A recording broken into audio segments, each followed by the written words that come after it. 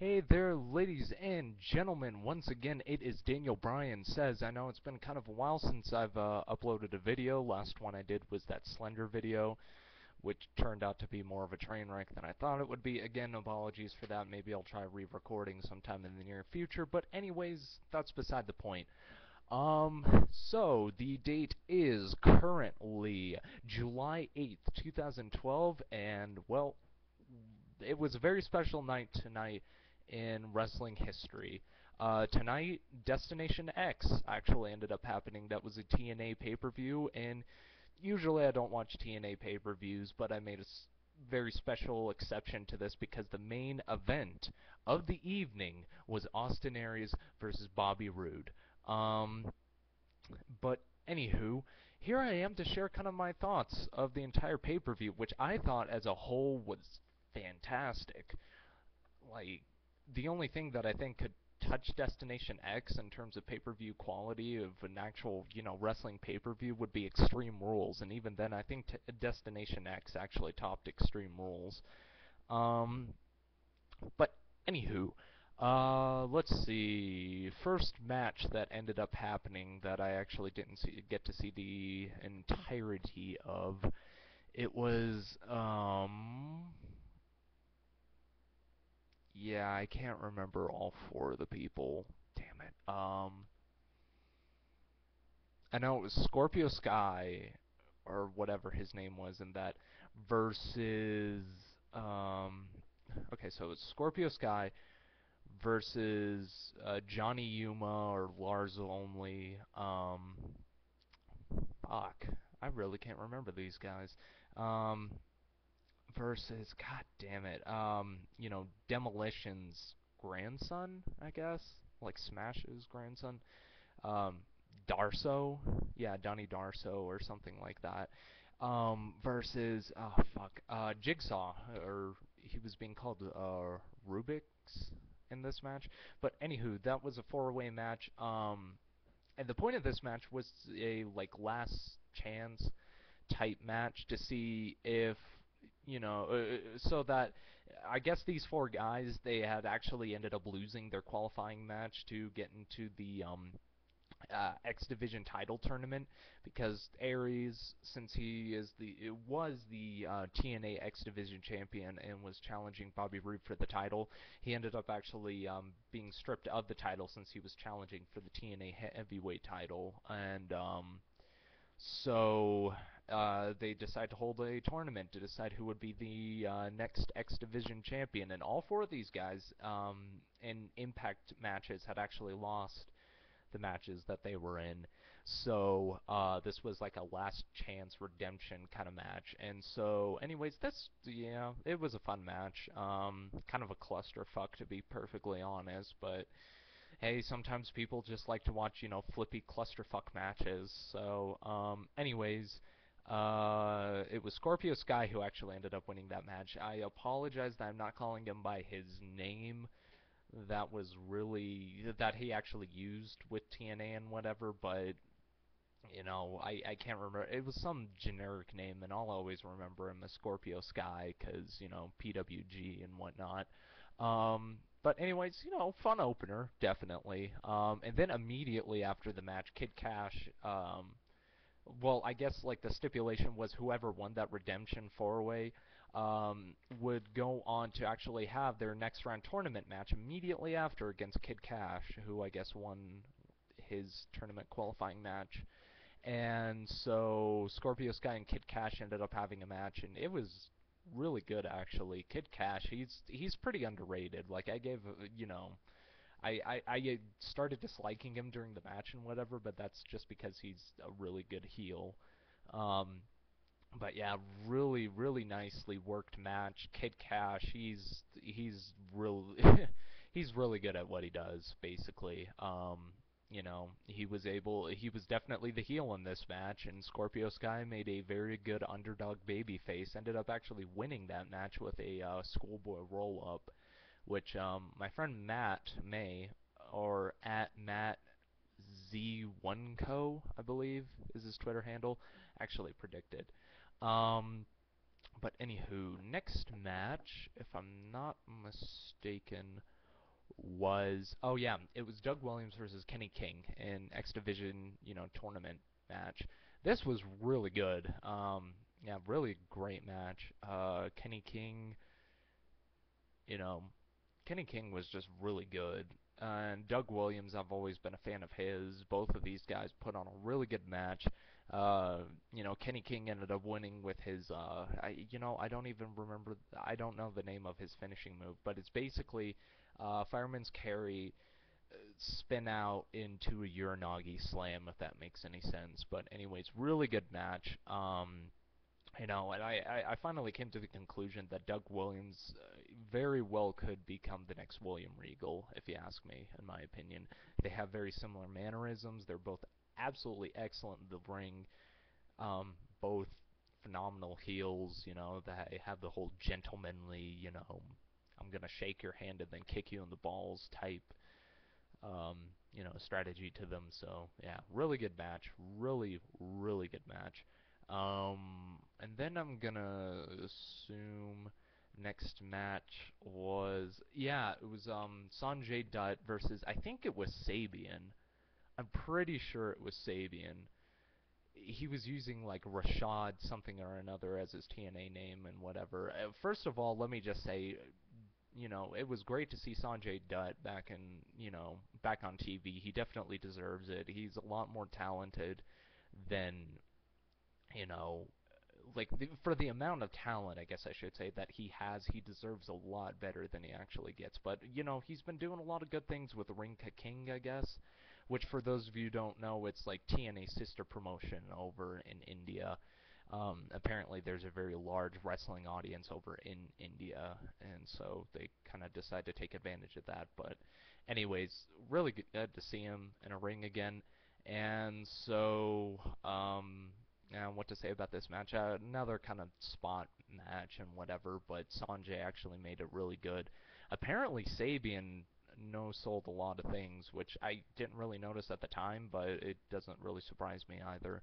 But Sanjay actually ended up winning that match with an Asai DDT followed by, it was a moonsault double stomp, which really looked painful, but, Sanjay looked really, really good. Anyways, then I believe what ended up happening next was Jesse Sorensen came out and did a promo, and for those of you who maybe are unaware, basically Jesse Sorensen earlier this year, if I'm not mistaken, or either that or late last year, he ended up having a match with Zema Ion in which Zema ended up hitting a moonsault on Jesse, but his knee ended up hitting Jesse in the head so hard that all of Zema's weight came down on his head and he ended up breaking his neck. He was immobile for quite a few weeks. It was a really scary situation, and thankfully he was actually able to walk around again, which you know really is, it's good. I do not wish, I do not seriously wish injury on anyone who steps into a wrestling ring, because I respect everyone who steps into a ring. I realize the amount of physical punishment and pain that everyone who steps into a wrestling ring has to endure, and I may not be appreciative of every single wrestler all the time, but I do appreciate the sacrifices that they make, and it was really good to see Jesse being able to walk. He came out and cut a promo saying that he was going to become the next X Division champion, and he would then go on to turn in the X Division Championship at next year's Destination X so that he could challenge for the World Championship, which is actually um, a stipulation that Austin Aries implemented. He agreed that if he was stripped of the X Division title, he would he would allow whoever was X Division champion at the time to actually turn in their title and challenge for the World Championship at Destination X, which I actually think is a pretty cool stipulation. But anyways, then after that, Zema Ion comes out and they have a little stare down. And then the match that happened after that was Zema Ion versus Flip Casanova or Flip Kendrick. Um, a typical ROH fan actually tweeted and said, "Well, what do you know? Evolve made it to pay-per-view," which I kind of chuckled at. But anyways, nothing really about this match. It was decent, I guess. It was short too, which I was kind of okay with. But anyway, Zema Ion ended up winning. Um, what was the move? I don't know, some face knee to the face type move or something along those lines. Um, and so there you have the 4 qualifiers and whatever. So then the next match was actually Samoa Joe versus Kurt Angle, and this is a Bound for Glory top contenders qualifying thing or whatever. But basically, Joe was second on the scoreboard at this match. Kurt's not. I can't remember what placement he was at.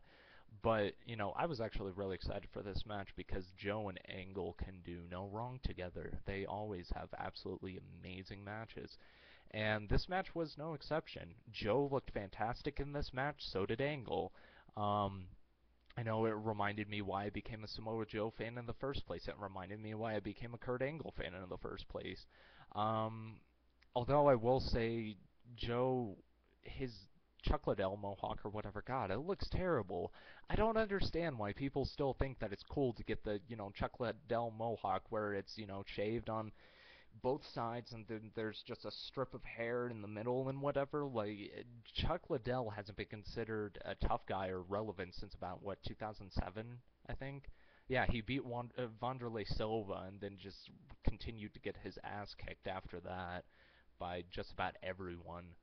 But anywho, really good match between Joe and Angle, and Joe actually ended up winning, surprisingly. They had the kind of back and forth, submission type deal that they always do in their matches and whatever, but Joe managed to get Angle in, the Coquina clutch, as Mike Tenay liked to call it, even though it's just called a rear naked choke, whatever. Got him in the choke, and Angle actually ended up passing out, so the referee called for the bell, and Joe ended up winning. I was really surprised that Joe actually won, considering how much of a hard-on that TNA creative and the bookers had for Angle when he, for the first few years that he came into the company. I think I was happy with that booking decision personally. But then again, I'm a huge Samoa Joe mark, so that probably has something to do with it too. And then the next match, next match was AJ Styles versus Christopher Daniels in a last man standing match. Now, the whole storyline behind this was I don't even know. Daniels accused AJ of having an affair with Dixie Carter, who's the owner of TNA, and then Dixie's friend got pregnant, and Daniel said that AJ was the father, and blah blah blah. I don't know, stupid storyline, I think, and whatever, but I'll admit, really, uh, some really good um, promos between the two, certainly. Like, I was watching Impact actually last week, and I could not get over just how much AJ has improved as a speaker on the mic. I remember back in the days of like '04 and '05 when he was just terrible, and he's gotten so much more comfortable with interviews, and that's fantastic. And Daniels has always been absolutely phenomenal on the mic because he ended up getting like a bachelor's or master's in acting, I believe. Um, yeah, but anyways, on to the match. Damn, really good match. It reminded me why it is that, first of all, AJ's been the poster boy of TNA, always. You can make arguments for other people, but it's without a doubt, AJ's always been the poster boy of TNA. So it reminded me why he was, and two, it made me just kind of frustrated that Daniels hasn't been given more opportunities. I mean, in all fairness, he should be a former TNA World Heavyweight Champion, former ROH World Champion. Has he won either of those titles? No, he hasn't. Um, but I sincerely, that match, I believe, really showcased why Daniel should, be a former world champion. But yeah, really great match. You could tell, I mean, God, it was just really good. I don't really know what else to say. The match ended up finishing when Styles, fuck, this was an insane spot. He gets, Daniel set up for the Styles Clash, but the thing is, they're up on top of the entrance ramp, and there's a table down below the entrance ramp. I'm not exactly sure what to call the area, but the concrete area that is right in front of like the Titantron and whatever to the side of the entrance ramp. But anyways, he gets up. Daniel's up in the Styles Clash, position at the ramp, ends up jumping off the ramp, hitting the Styles Clash through a table off of the ramp onto the concrete there, and that's how the match ended. There was a little bit of Kazarian interference, but nonetheless, that's how, AJ got up at like the count of 9 or something like that, and Daniels ended up not. It was, yeah, really good match. Just really, really, really good match. Um, those two just you can't go wrong with them. I mean, you could put them in the shittiest storyline possible, and they'd still end up having, a fantastic blow-off match. Um, so the next match was an Ultimate X match for the, newly vacated X Division title. Kenny King versus Scorpio Sky versus Zema Ion versus Sanjay Dutt. That's right.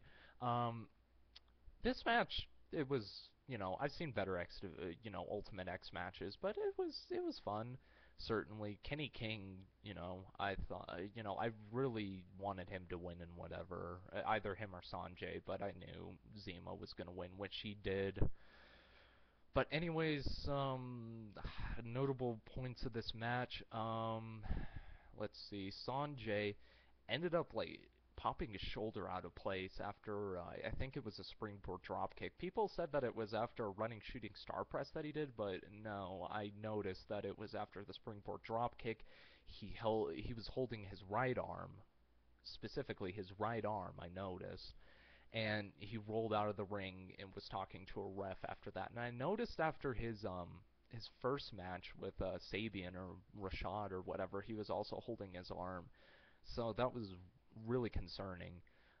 But he rolled out of the ring and was taken care of by trainers, and you know, um, wasn't back in the match for a little while. And so, spots continue. Nothing really too much of note that I could remember.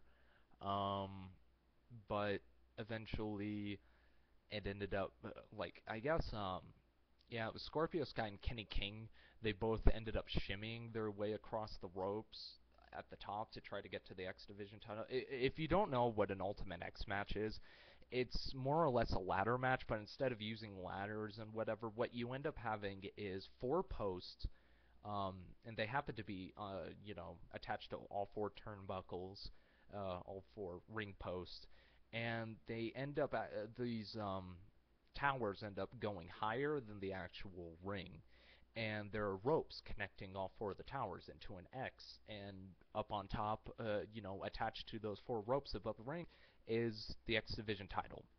But anyways, so Scorpio Sky and Kenny King, they're shimmying their way on opposite ends to get to the X Division title. They end up like doing a neck breaker or something from the very top, like really bad bump. And Sanjay Dutt ends up coming back into the match, but instead of actually, swinging across the cables or anything like that, he actually ends up climbing the tower to the very top, um, and then he manages to kind of like walk across the ropes. Um, I also forgot to mention that there are actually steel posts that make an X those right on top of, they're above the cables hanging above the ring. So anyways, he uses that as kind of to balance himself, and he walks across the ropes, and Zema has the same idea. They both meet at the top of the, metal X above everything else. And Sanjay, he kind of slips down and he's about to grab the belt, but Zema Ion, he pulls out a can of hairspray, sprays in Sanjay's face. Sanjay, drops to the ground using his left arm, I think, to hang on. and Zema Ion became the new X Division champion. It seemed pretty predictable considering the whole Jesse Sorensen thing, but anywho, it was an alright match. Yeah. But anyways, main event time. Austin Aries, the longest reigning X Division champion in TNA history, versus Bobby Roode, who's the longest reigning TNA World Heavyweight Champion in history. You know, it's kind of like the battle of the best in TNA.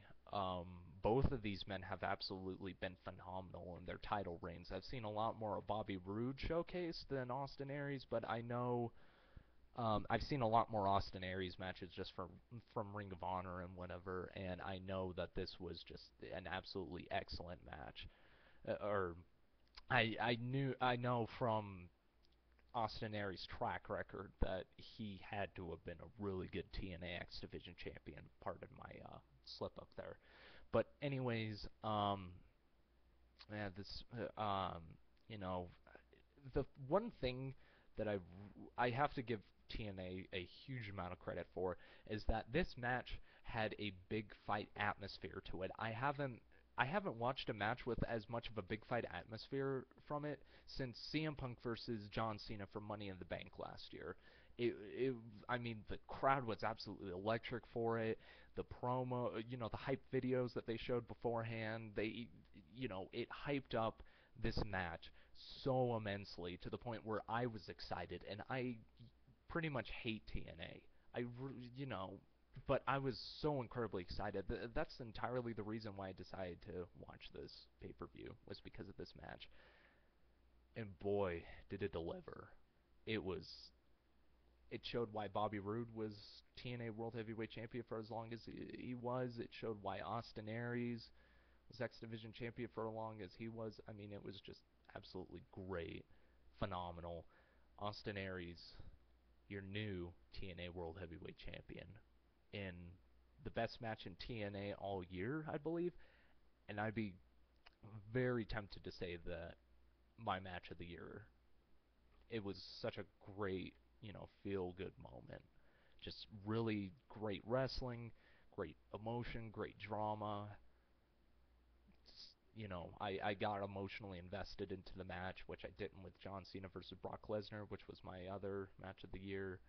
So, you know what, I'm just going to go ahead and say it. Yeah, it was my match of the year. Bobby Roode versus Austin Aries, and Austin Aries won with a punt to the head followed by a brainbuster.